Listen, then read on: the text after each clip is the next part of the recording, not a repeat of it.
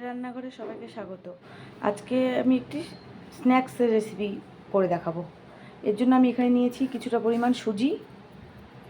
আচ্ছা, এর মধ্যে আমি দিয়ে দেবো কিছুটা ভেজিটেবল। আমি নিয়েছি পেঁয়াজ কুচি, ক্যাপসিকাম, গাজর, সব দিয়ে দেব।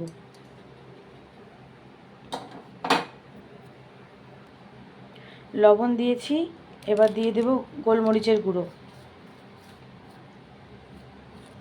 তোমরা লঙ্কা কুচি চাইলে দিতে পারো, আমি লঙ্কা কুচি দিলাম না, কারণ আমার ছেলে ঝাল খেতে চায় না তাই। এবার সবগুলো জিনিসকে একটু জল দিয়ে মেখে নেব। জল দিয়ে মেখে নেওয়া হয়ে গেছে। এটাকে এবার 10 মিনিটের জন্য ঢেকে রেখে দেবো। সুজিটা ফুলে উঠে জলটা অ্যাডজাস্ট হয়ে যাবে। ফিরে আসছি 10 মিনিট পরে। আর 10 মিনিট পরে জলগুলো অনেকটা টেনে নিয়েছে, অ্যাডজাস্ট হয়ে গেছে সুজিটা ফুলে গিয়ে।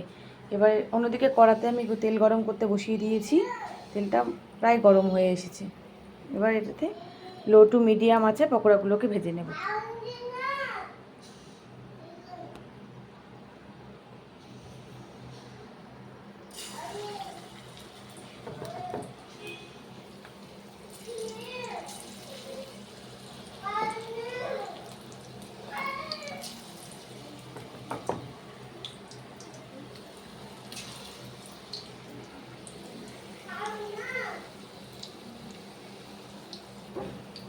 এবার হালকা আছে উল্টে পাল্টে এগুলোকে লাল লাল করে ভেজে নেব।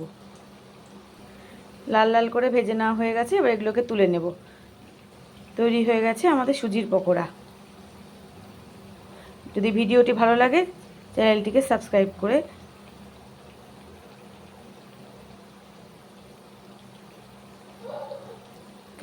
সাবস্ক্রাইব করে নেওয়ার অনুরোধ রইল।